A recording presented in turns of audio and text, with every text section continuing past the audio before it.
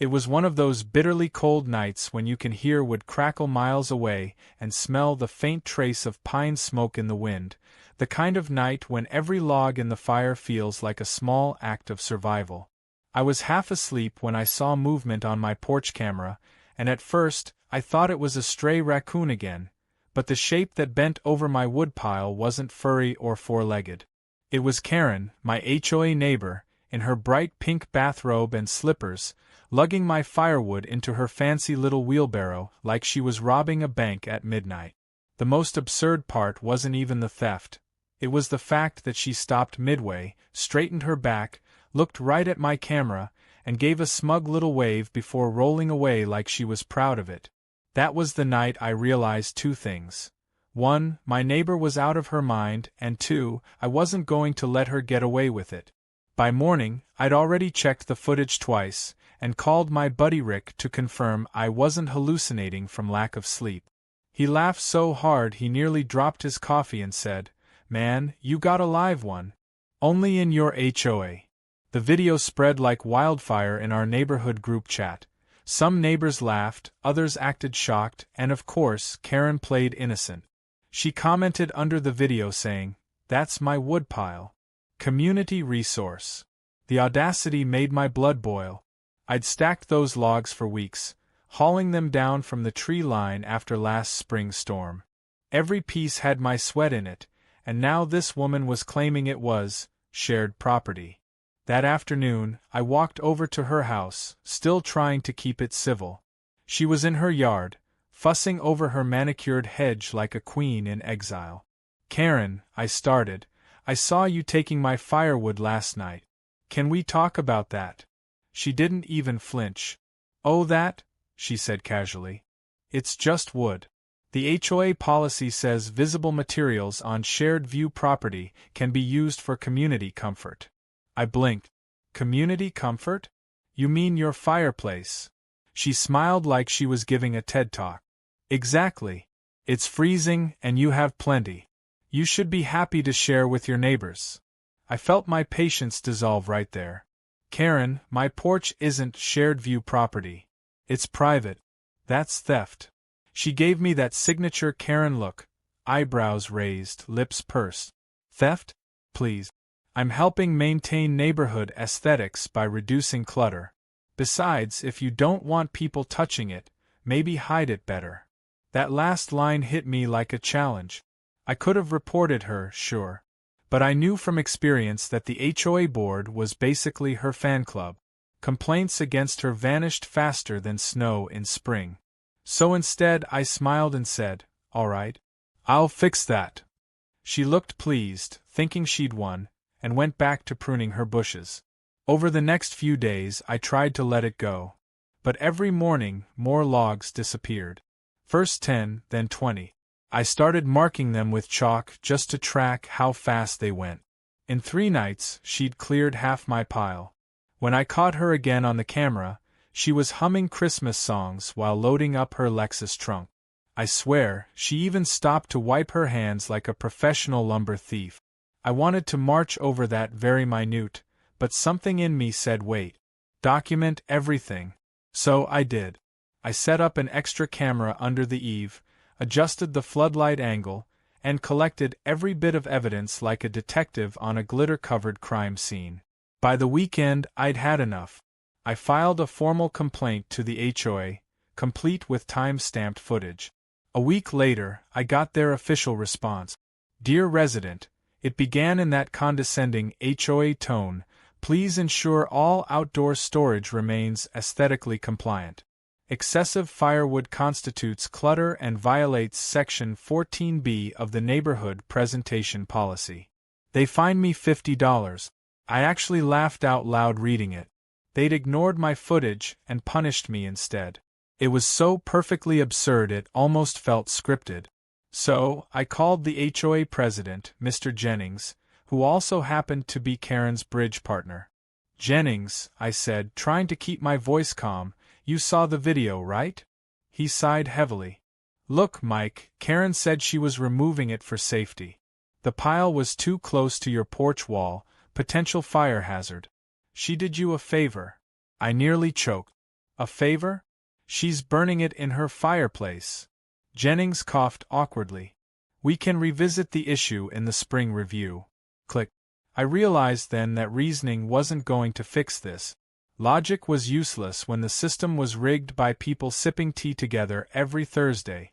The next day, I caught Karen again, this time in daylight, wearing oversized sunglasses like she was in a spy movie.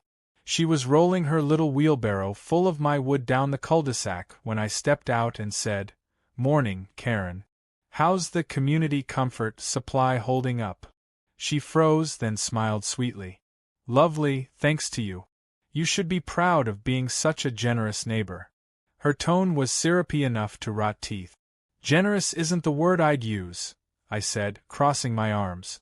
"Persistent thief might be closer." She gasped dramatically. "How dare you? I'll report this hostility to the HOA." I smiled back. "Go ahead. I already sent them the footage." That rattled her. For the first time, she didn't have a quick comeback. She pushed her wheelbarrow faster, mumbling about ungrateful residents. I watched her go, and that's when the idea started forming. It was subtle at first, a spark really. Something between frustration and inspiration. If I couldn't beat her through logic, maybe I could beat her through irony. I wanted her to take the bait again, but this time it wouldn't end in my loss. That evening, I went online and started reading about harmless prank materials. I wasn't looking to hurt anyone, just to make a point in a way no HOA meeting could ignore. I found my answer in a DIY forum about party effects, glitter logs. The concept was simple: drill into wooden logs, pack them with color-safe glitter, seal them up, and when they burned, they'd shoot out shimmering clouds like a Vegas show gone wrong. It was theatrical, harmless, and poetic. The thought of Karen lighting one up during her smug little fireplace evenings made me grin like a lunatic. Still, I wasn't ready to act. Not yet. I needed her to make one more move, one last theft to justify my masterpiece. Over the next few days, I restocked my woodpile and left a few hollow logs mixed in, plain enough to tempt, perfect enough to trap. Each night, I'd glance at my camera feed like I was watching a nature documentary. And sure enough, the creature returned. Around midnight, Karen crept out again, bundled in a leopard print coat this time, whispering to herself as she loaded the new pile. I couldn't hear every word, but one line stood out: "He'll never notice." I smiled at the screen and whispered back, "Oh, Karen. You have no idea." That was the night I decided my patience had officially burned out, and soon, so would her perfect little image of control. By the next morning the neighborhood was buzzing with whispers about the footage and the fine the HOA had slapped on me. I could feel the invisible eyes from every house as I pulled my truck out for work. Some neighbors gave me sympathetic nods, others quickly looked away like siding with me was a risk they couldn't afford. Karen, on the other hand, stood in her driveway pretending to sweep invisible dust off the pavement, her smug grin never fading. It was clear she'd turned the story around and painted herself as the heroic enforcer saving the community from my supposed negligence. By lunchtime, I'd received 3 passive-aggressive emails from the HOA reminding me to maintain neighborhood harmony. The irony was suffocating. That night I sat on my porch staring at the half-empty wood rack and realized the problem wasn't just Karen, it was the entire system that enabled her. I had evidence, logic, and common sense on my side, but she had influence, manipulation, and a silver tongue. Still, I wasn't about to back down. If she wanted a game, I'd play it better than she could ever imagine. The next HOA meeting was only a few days away, and I made sure to attend.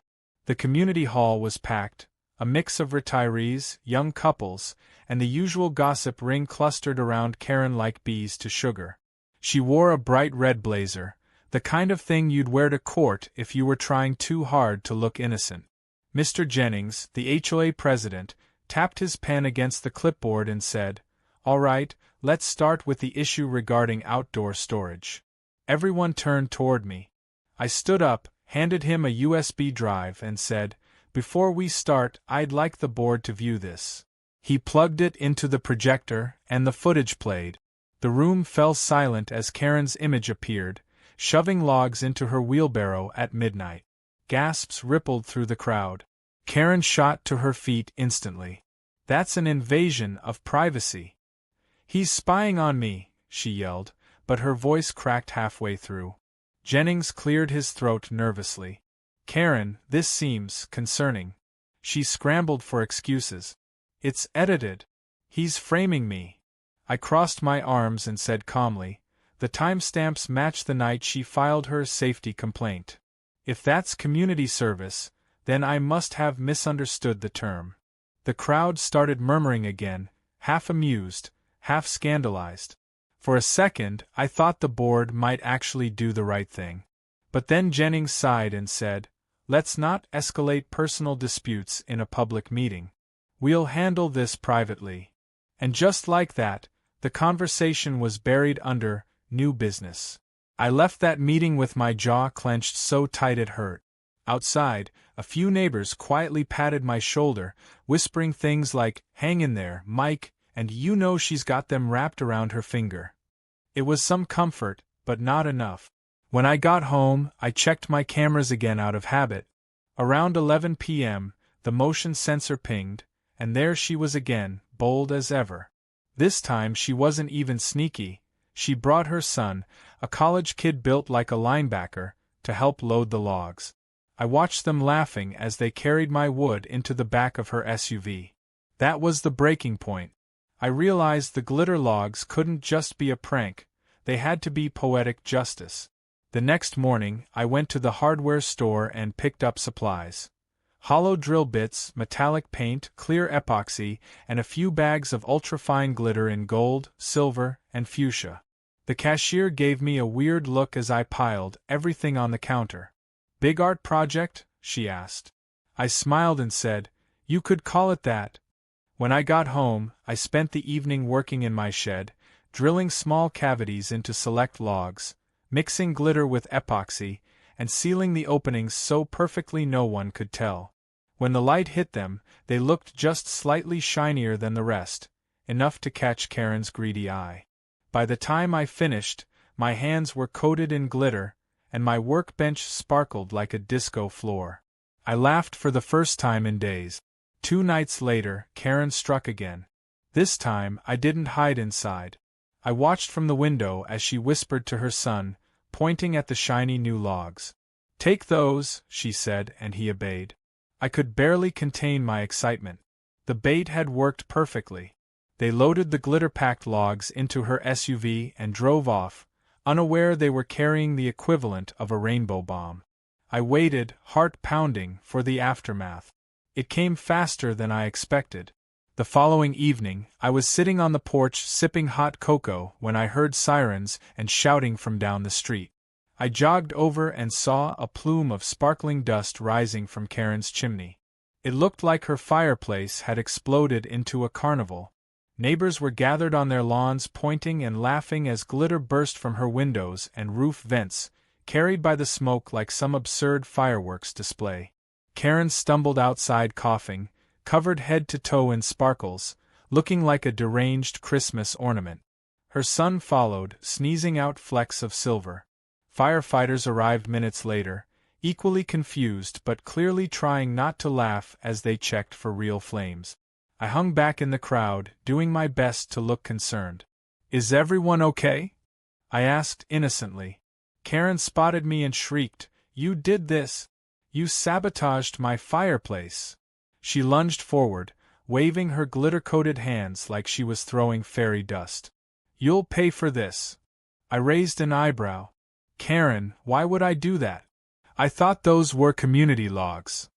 Her mouth opened, then closed again as the realization hit her. She couldn't admit to stealing them without confessing. The crowd caught on fast, and laughter rippled through the onlookers. Someone even yelled, "Guess community comfort comes with style now." The firefighters found no real damage, just a ridiculous amount of glitter fused to her brick hearth. One of them chuckled and said, "Ma'am, you're lucky. Could have been worse if this wasn't non-toxic material." That only made her angrier. She stormed back inside, leaving a trail of sparkles behind her like a glitter comet. The next morning, half the cul-de-sac was talking about it. Photos had already circulated in the local chat groups. Karen's glitter explosion, Sparklegate, the fabulous fire. Even the HOA couldn't ignore it. But instead of admitting defeat, Karen doubled down. She called an emergency HOA session claiming sabotage, vandalism, and emotional distress. I attended with my phone ready, playing back the old footage of her stealing the wood for everyone to see again. Jennings looked cornered. "Karen, did you or did you not take Mr. Coleman's firewood?" She stammered. "I borrowed it. Temporarily." Jennings sighed. "Then how exactly was it sabotaged?" She froze, eyes darting between me and the crowd. The silence was priceless. Finally, Jennings muttered something about needing to review policy violations. I could see the cracks forming in their precious hierarchy. Later that day, I found a note taped to my mailbox written in fancy cursive. It said, "You think you're clever. This isn't over." I laughed so hard I nearly dropped it. She was furious, humiliated, and still trying to play the victim. But underneath that bravado, I could sense she was losing her grip. Her allies on the board were distancing themselves, the neighborhood was mocking her, and every time the wind blew, a fresh shimmer of glitter drifted out of her chimney like a reminder of karma. For the first time since this nonsense began, I felt a strange calm settle in. Not the satisfaction of revenge, but the peace of knowing justice, however ridiculous, had finally balanced the scales. Still, I knew Karen well enough to realize she wouldn't let it go quietly. She'd find another angle, another rule, another way to make my life miserable. But that was fine. Because now I had the neighborhood's sympathy, the evidence on my side, and her reputation crumbling faster than a damp log. The balance had shifted, and she didn't even see it yet. I looked at the faint trail of glitter that still sparkled on my boots and smiled to myself. If she wanted to keep playing games, I had plenty more tricks left in the shed. For the next few days after the glitter fiasco, the neighborhood buzzed like a kicked beehive. Every conversation at the mailboxes and every post in the community chat circled back to Karen's sparkling disaster. It had become an urban legend. Overnight neighbors joked about installing glitter detectors, and a few even sent me winking emojis, though no one dared say out loud that they knew I was behind it. Karen, on the other hand, was unraveling faster than a cheap scarf. She spent hours every day trying to scrub glitter from her wall's driveway, and even her dog, which still shimmered faintly like a disco ball in sunlight. Every time she walked past my house, she glared so hard it could have set fire to the air around us. I pretended not to notice, sipping coffee on my porch, while the faint breeze carried away tiny flecks of pink glitter like poetic justice floating through the air. By the third day I thought maybe things would calm down, maybe she'd finally accept defeat, but Karen wasn't built to lose quietly. I found out just how far she'd go when I got an official letter from the HOA shoved into my mailbox. No envelope, just a single printed page with the heading "Notice of Property Violation." I didn't even need to open it to know who was behind it. Still, I read it for the comedic value. According to the letter, I was in violation for improper waste disposal, environmental hazard, potential contamination, and unsafe materials stored on private property. In other words, they were accusing me of dumping glitter into the neighborhood ecosystem. I laughed out loud. It was so ridiculous I could almost admire the creativity behind the accusation. Karen was weaponizing bureaucracy like it was her personal sword. That evening I drove down to the next town over, where my friend Rick owned a small outdoor supply shop. He'd been following the story online since it blew up.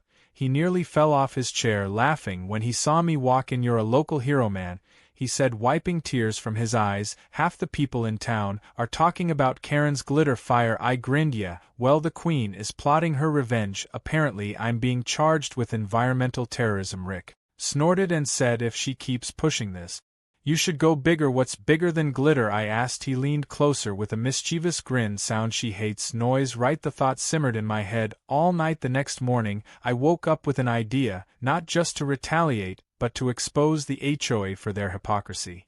I started by gathering everything I had documented, every email, every fine, every message, every video of Karen stealing, and every screenshot of her contradictory comments. It wasn't just about revenge anymore, it was about showing how the HOA had been enabling her nonsense for months. I decided to make it public, not online yet, but locally. The next HOA meeting was scheduled for Saturday. I circled the date in red and started preparing my presentation. I even borrowed a small projector from Rick and printed enlarged screenshots of Karen's glitter explosion that were already floating around the group chat. I planned it like a courtroom case, every lie, every violation, every stolen log cross-referenced and time-stamped. I wanted her cornered by her own arrogance.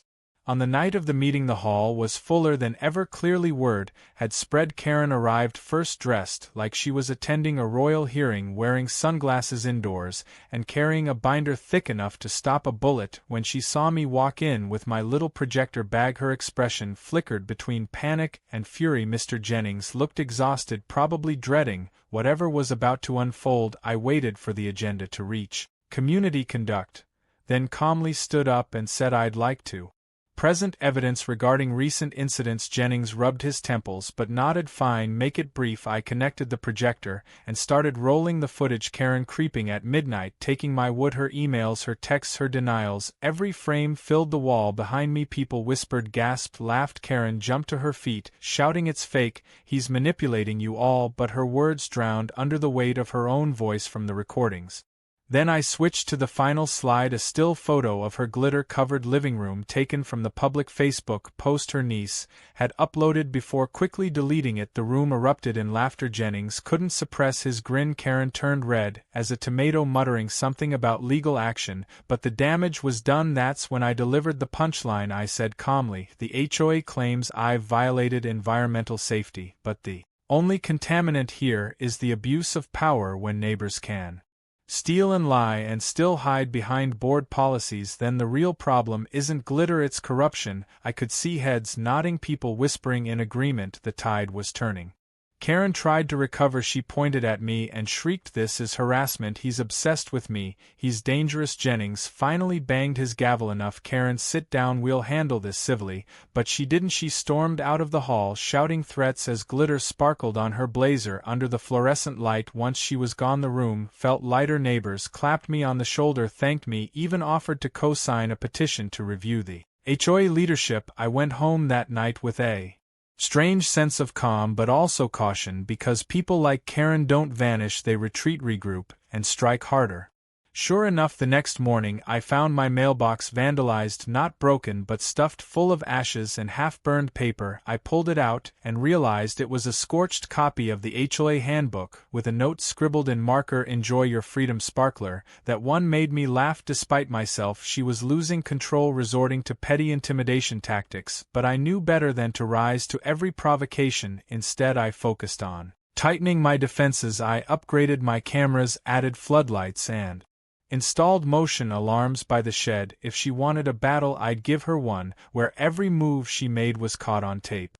For the next few nights I barely slept. The security feed became my favorite channel. I'd sit with coffee watching for movement. Nothing happened until the fourth night around midnight. The sensor pinged again. There she was, creeping around my backyard, flashlight in hand, muttering to herself. I zoomed in on the feed and nearly dropped my cup. She wasn't stealing wood this time. She was scattering something across my lawn, probably glitter or maybe salt. Trying to get some childish revenge, I quietly stepped out the back door and said, "Evening, Karen, planning another community improvement." She froze. The flashlight beam wobbled across the grass. Her face twisted into that fake sweet smile she always used when caught off guard. "Oh, Mike, I was just checking the property line," she stammered. "Thought I saw a wild animal." I took a step closer, eyes on the little pouch in her hand. "Funny, it looks like the only animal here is you." She turned red, dropped the bag, and bolted toward her fence.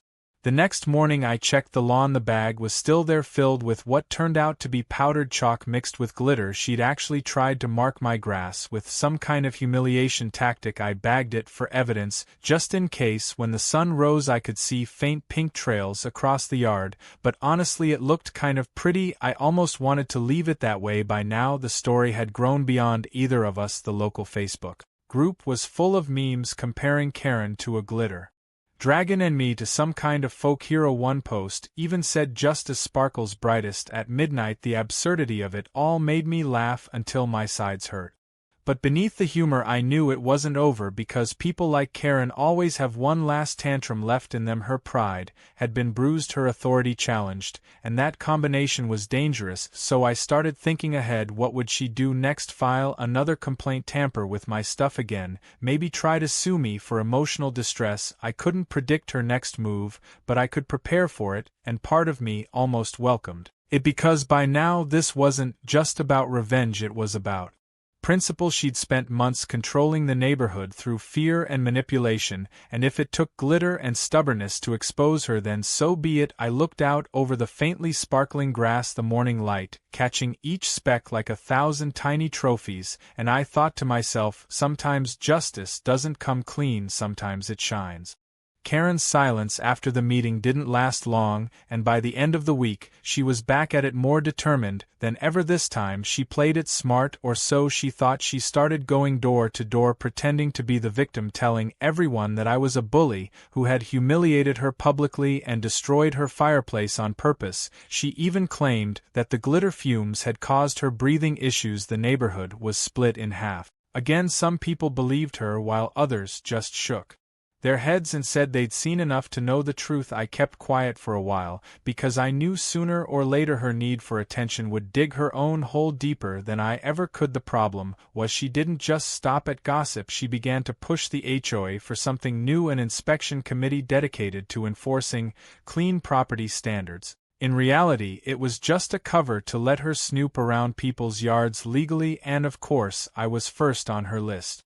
The following Monday morning I woke to the sound of knocking. When I opened the door, 3 people stood there, clipboards in hand, and bright vests that said HOA Inspection Team. One of them was Mr. Jennings, looking deeply uncomfortable, while Karen hovered in the back pretending to check something on her phone. I folded my arms and said, "Really, this is how we're doing things now?" Jennings sighed. "Mike, please, just cooperate, it'll be quick," Karen piped up with her fake cheerful tone. "We're just ensuring community compliance, nothing personal." I let them in because I had nothing to hide. The backyard was clean, my tools neatly hung, the new woodpile stacked perfectly. I even had fresh grass where the glitter incident had happened. Jennings glanced around, gave a half nod, but Karen wasn't satisfied. She paced around pretending to take photos, muttering about suspicious storage. I watched her hover near my shed, and finally said, "Unless you have a warrant, you're not stepping in there." She smirked and said, "If you've got nothing to hide, why not show us?" I smiled back, "Because unlike you, I actually respect property lines." She turned red but couldn't say anything. They left after 20 minutes with nothing to report, but I could see the frustration in her eyes. She wanted to find something, anything to use against me later. That evening I found a note on my windshield that said, "Enjoy the peace while it lasts," written in her unmistakable handwriting. I tossed it in the trash and decided it was time to start thinking ahead, because Karen wasn't going to quit. She wanted control over everyone, and if I didn't stop her, she'd eventually move on to the next neighbor. I spent that night brainstorming and scrolling through neighborhood laws online. I discovered something interesting, a clause buried deep in the HOA charter that said any resident could call for a vote to dissolve the current board if misconduct or bias could be proven. That got me thinking, maybe instead of reacting to her, I could end her reign altogether. The next day, I quietly started talking to neighbors one by one, starting with the ones Karen had alienated over the years. There were plenty of them. Mrs. Collins, whose garden decorations Karen had fined for being too whimsical. The Mitchells, whose kids' basketball hoop she demanded removed. Even old Mr. Harlan, who'd been forced to repaint his fence twice because she didn't like the color. Within 2 days, I had half the street ready to sign a petition. They were tired of her drama, tired of paying fines for nonsense, and tired of pretending she was helping anyone. It felt good to finally be doing something bigger than my own revenge. It felt like balance was coming back. But of course word got back to her before long. Karen confronted me in the middle of the street one afternoon. While I was mowing the lawn, she marched right up red-faced, and waving a piece of paper. "How dare you try to undermine the board?" she snapped. "This is harassment." I turned off the mower, leaned on the handle, and said, "You mean democracy?" Her jaw tightened. "You think you're some kind of hero, but you're a troublemaker, and the HOA won't stand for this." I shrugged. "Maybe it's time for a new HOA then." She jabbed her finger toward my chest. "Don't test me, Mike, you'll regret it." I gave her a calm smile, "Already have, Karen," and walked away, leaving her sputtering behind me. That night it rained hard, thunder rolling across the sky, and for once the world felt quiet. But the calm didn't last. Around midnight, I heard a strange banging sound near the shed. I looked out, and saw a shadow moving. The camera feed confirmed it. Karen again, this time, wearing a raincoat, hood up, flashlight in hand. She was fiddling with something near the side gate. I slipped on my boots, and grabbed my phone, recording. As I went outside, the rain hit my face like needles. I shouted over the storm, "Karen! What the hell are you doing?" She spun around, startled for a second before her expression hardened. "This isn't your property," she yelled. "The gate line is public." I laughed. "Really? Because last I checked, that's my fence." She tried to grab something from the ground, and I saw what it was: one of my marked logs she'd stolen earlier, now tossed back near the corner, probably hoping to frame me for dumping again. I kept my distance, and said, "You're really obsessed with me, aren't you?" She screamed something incoherent and stormed off, splashing through the mud. I filmed the whole thing, including her license plate, as she drove away. The next morning I forwarded the video to Jennings with a polite message explaining that this was harassment and trespassing. Within hours, he called back sounding weary. "Mike, I saw the footage. I can't cover for her anymore. The board's meeting tonight to discuss disciplinary action." I thanked him, but I already had bigger plans. The signatures for the petition were ready, more than enough to call a vote, and I intended to bring it to that same meeting. When evening came, the room was packed again, even more people than last time. Karen looked frazzled, still sparkling faintly under the lights from the rain. She started off defensively, blaming everyone for gossip, and claiming she was targeted unfairly, but then I stood up, held up the petition, and said, "This isn't about targeting, this is about fairness. The neighbors deserve a board that serves them, not one that serves itself." I handed the papers to Jennings. He read through them slowly, then looked up and said, "According to the charter, this meets the requirement for a vote." Karen exploded, shouting, "This is illegal, this is mutiny." People started talking at once, laughter mixed with shouting. Jennings tried to gavel the room quiet, but the momentum was unstoppable. One by one the neighbors stood up, voicing their complaints, years of pent-up frustration pouring out. The meeting stretched for hours, until finally Jennings called the vote. The result was overwhelming, 80% in favor of dissolving the current board. Karen's reign was officially over. She stormed out again, slamming the door so hard the decorations rattled. It was poetic, like a final scene from a movie. Walking home that night, the rain had stopped. The air smelled fresh, and for the first time in months I felt a real sense of peace. But I knew Karen wouldn't disappear completely. People like her never do. They just retreat, lick their wounds, and find new ways to cause chaos. Still, I had something she didn't: community support, and that made all the difference. The next morning I woke up to a brighter world, the sky clear, the streets quiet, even the birds seemed to sing louder. I stepped onto my porch, coffee in hand, and noticed something in my yard glinting under the sun, a faint trail of glitter still embedded in the grass from all those chaotic weeks. I smiled, shaking my head. Maybe it was fitting after all that madness that the only thing left behind was a little sparkle, a reminder that sometimes the best revenge isn't anger or punishment, it's simply standing your ground and letting karma do its work. The week after the board dissolved was one of the strangest in recent memory, because for the first time in years the neighborhood actually felt quiet, without Karen marching around with her clipboard barking orders at people and pretending she ran the world. It was almost unsettling how peaceful it was. At first I thought maybe she had accepted defeat, maybe she would move away, start over somewhere else, but then I saw her Lexus still parked in her driveway, and the faint glimmer of glitter still clinging to the paint like the universe reminding her that no matter what she did she couldn't scrub away her reputation. I didn't see her for a few days after that, until one afternoon when I came home from work and found a thick envelope shoved into my mailbox. Inside was a legal notice. She was suing me for defamation, emotional distress, and property damage. I actually laughed out loud, because the entire thing was so predictable. It was like watching a bad sequel to a movie that should have ended gracefully. She had no evidence, nothing except her pride, and the stubborn belief that if she screamed loud enough someone would still believe her. I called my lawyer friend Tom, who owed me a few favors from back when I helped him rebuild his deck.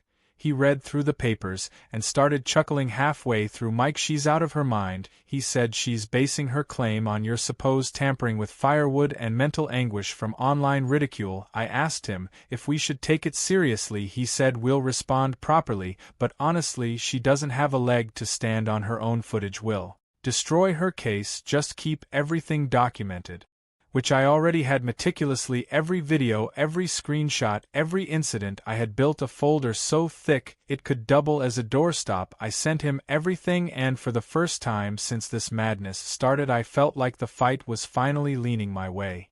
A few days later, I saw Karen again. She was standing on her porch, phone pressed to her ear, yelling at someone, probably her lawyer. When she noticed me, she froze, then gave a sarcastic little wave. I waved back, just as cheerfully, and went about trimming my hedge, pretending her existence didn't matter, which I could tell irritated her more than any insult could. Over the next week, she started making small moves to claw back control, petty stuff like parking slightly across my driveway or leaving her trash cans half a foot over the property line. Little passive-aggressive power plays that screamed desperation. I ignored them all the more she tried. The smaller she seemed. The neighborhood, too, had begun to change in subtle ways. People were friendlier now. Kids rode bikes again, without fear of some ridiculous fine for noise. Mrs. Collins put up her garden gnomes again, and the Mitchells reinstalled their basketball hoop. It was as if Karen's absence had allowed everyone to breathe again.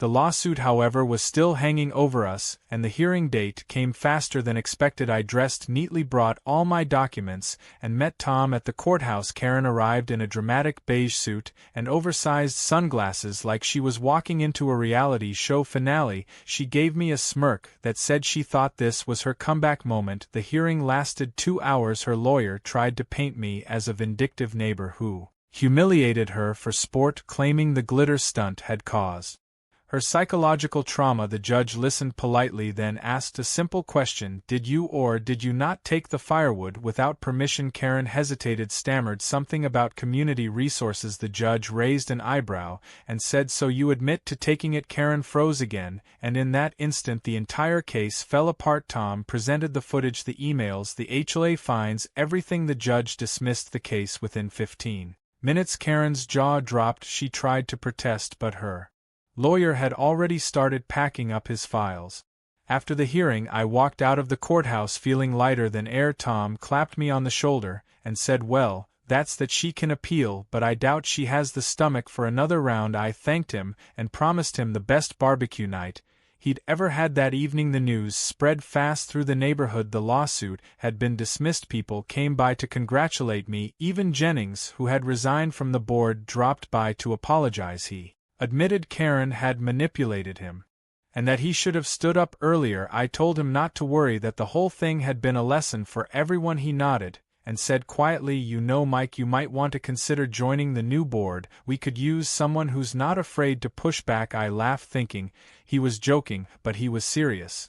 Over the next few days life began returning to normal, though normal felt almost foreign without the constant drama. One morning I saw a moving truck parked in front of Karen's house, and my heart skipped a beat. Could it be possible? Was she actually leaving? I stood at my window pretending to sip coffee, and watched as movers carried box after box out of her house. Karen came out once, giving orders, pacing back and forth, her hair tied in a messy bun. She looked tired, older, smaller. Somehow it hit me Then that beneath all her arrogance she was just someone who couldn't stand losing control of her world. As the last box went in she turned and for a moment our eyes met. She didn't wave or glare, just stared blankly, then got into her car and drove off without a word. I watched the taillights fade down the street and realized it was over. The glitter war, the endless complaints, the late-night trespassing, all of it gone with her departure.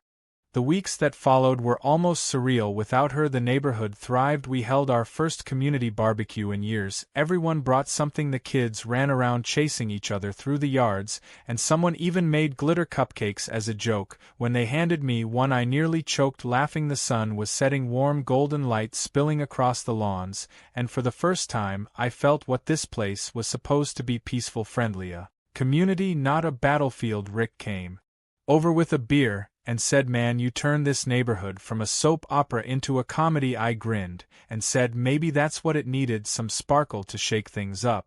But even as life settled into calm there were small reminders of everything that had happened. Every time it rained the drainage near my porch would sparkle faintly from the leftover glitter embedded in the soil. Every gust of wind seemed to carry a few rogue specks across the driveway. It was as if the entire neighborhood had been permanently dusted with a faint shimmer, a quiet symbol of everything we had endured and somehow survived. One evening as I sat on the porch watching the sunset I thought about how it had all started with a few missing logs, and how something so petty had spiraled into a full-blown war. Yet through it all there had been something strangely human about it: the pride, the pettiness, the humor, the small victories. It wasn't just about revenge anymore, it was about standing up for yourself even when the odds were ridiculous. A few days later I got a letter from the new HOA committee thanking me for my role in helping restore balance. They even invited me to attend their first official meeting as a guest. I went mostly out of curiosity, and to my surprise, it was genuinely civil. People talked like adults, no shouting, no power trips. The new president even joked about adding a no unauthorized firewood sharing clause. Everyone laughed, including me. After the meeting ended, a few neighbors approached to ask if I would consider joining permanently. I smiled and said I'd think about it, though deep down I knew I probably would. It felt good to be part of something that wasn't built on ego and fear anymore.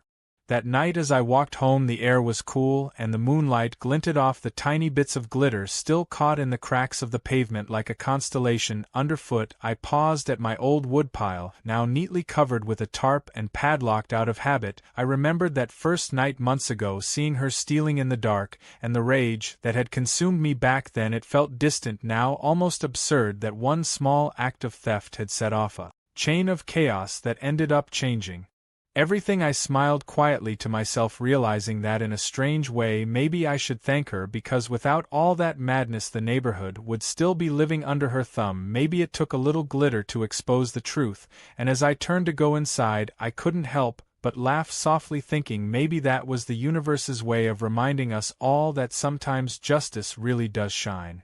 Months passed after Karen's departure, and the neighborhood slowly transformed into something that finally felt like home, the kind of place where people waved at each other from their porches, where laughter replaced tension, and where children's shouts didn't spark HOA complaints anymore. I didn't realize how much peace had been missing until I finally had it. Mornings were quiet, except for the sound of birds and the soft hum of sprinklers. My coffee tasted better without the sour aftertaste of annoyance, and when I looked across the street at Karen's old house, now empty and still, I felt no anger, just relief. Eventually a new family moved in, a young couple with 2 energetic kids and a golden retriever. They introduced themselves right away, bringing over a plate of cookies and asking if the neighborhood had any funny stories. I almost laughed too hard to answer. I told them vaguely that things used to be a little more dramatic around here. They smiled, not realizing the battlefield they had unknowingly inherited.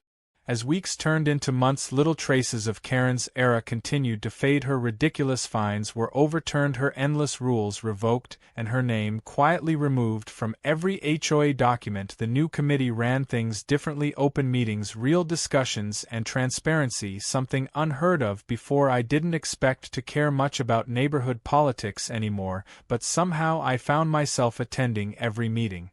Not out of revenge or habit, but because I wanted to make sure this piece lasted one evening. During a particularly calm discussion about park maintenance, the new president announced that several seats were open and asked if anyone wanted to volunteer. People glanced around and a few hands went up. Then Jennings, who had returned as a regular member, turned toward me and said, "Why don't you, Mike? You've earned it." For a second I hesitated, remembering all the nonsense that came with power, but the room was smiling, waiting expectantly, so I agreed. The applause that followed was modest but genuine, and I felt something I hadn't in a long time: pride.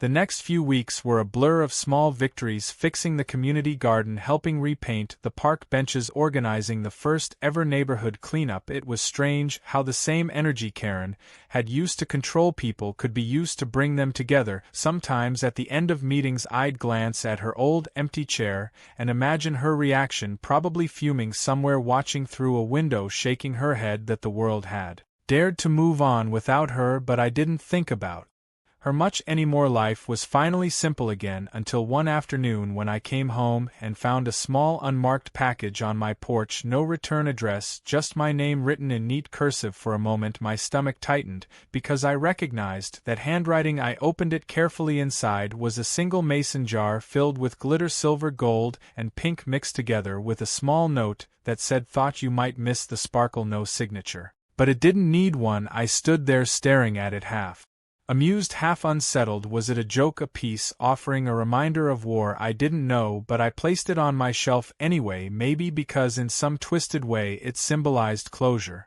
The neighborhood barbecue that summer was the biggest we'd ever had. Every house participated, even the new family brought a bounce house for the kids. People brought dishes from every culture. Tables overflowed with food and laughter filled the air. Someone even set up speakers playing old rock songs. As the sun dipped behind the trees and the sky turned orange, I looked around and realized that after all the madness something beautiful had grown out of it. Unity born from chaos. At one point Mrs.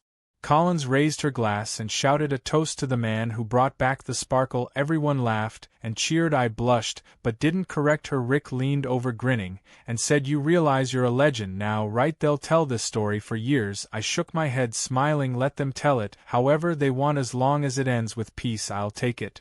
Later that night, after everyone had gone home, I sat by the dying embers of the grill. The air smelled like smoke and summer. The yard was scattered with glitter confetti from the kids' decorations. It shimmered faintly under the porch light, and I found myself thinking about how funny life was, how something so ridiculous like glitter and stolen firewood had taught me more about people than anything else. It wasn't just about one crazy neighbor. It was about pride, control, fear of insignificance. Karen had tried to build her worth out of rules and domination, and when that crumbled she had nothing left to stand on. Maybe that was the saddest part. She could have been part of something real if she'd just let herself belong. As the months rolled by, her house finally sold officially to the new family, who turned it into a warm, welcoming place. They painted the exterior light blue, replaced her cold hedges with flowers, and even installed a porch swing. Sometimes I'd see the kids playing catch in the front yard, where Karen once stood yelling at leaves falling on her driveway. It felt poetic, like nature itself was reclaiming balance, and on windy days, when sunlight hit the grass just right, I could still see a faint shimmer here and there, the last traces of the glitter buried deep in the soil, permanent proof that no matter how much anyone tries to erase the past, it leaves its mark. Some marks you resent, others you cherish. Then one afternoon months later I saw her again, purely by chance. I was at the hardware store picking up paint when I heard a familiar sharp voice arguing with the cashier about a coupon. I turned, and there she was, Karen, in a different town, her hair shorter but unmistakable, her tone still cutting as ever. For a second she didn't see me. I watched quietly as she demanded to speak to the manager. Some things never change. When she finally turned and caught sight of me, her face froze. She blinked once, then quickly turned back, pretending to browse paintbrushes. I could have walked over, said something smug, but instead I just nodded to myself, paid for my things, and left. Outside the air was cool and fresh. I laughed softly under my breath, because somehow it felt like the perfect ending. That night I went home and pulled the mason jar of glitter off the shelf, the one she'd sent months earlier. I turned it slowly in the light, watching the colors dance. It no longer reminded me of chaos, it reminded me of endurance, of patience, and the strange way life finds balance after storms. I placed it back on the mantel beside a framed picture of the barbecue, where the whole neighborhood had gathered, smiling, glowing under the golden sunset. Maybe glitter wasn't just the punchline of a petty revenge, maybe it was a symbol of resilience, of finding light in ridiculous situations, of realizing that sometimes the universe uses absurdity to restore order. I smiled, thinking about how it had all begun with something as simple as missing firewood, and how it ended with peace, laughter, and yes, a little sparkle that refused to fade. As autumn arrived, the air grew crisp, the trees turned red and gold, and one morning I stood on the porch watching the leaves drift down. The wind carried a faint glimmer, as if the world itself had decided to keep one small reminder of everything that had happened. I took a deep breath, feeling the calm settle inside me, the kind that only comes after a long fight. Finally won. Somewhere in the distance a neighbor lit a fire, and I could smell the wood smoke curling into the sky. No glitter, no chaos, just warmth and peace. I smiled and whispered to myself softly, let her have her coupons, let her argue with managers. I've already had my victory. It wasn't loud, it wasn't cruel, it just shined quietly like the faintest dust of glitter still hidden in the cracks of this neighborhood. The war was long over, but the sparkle remained forever.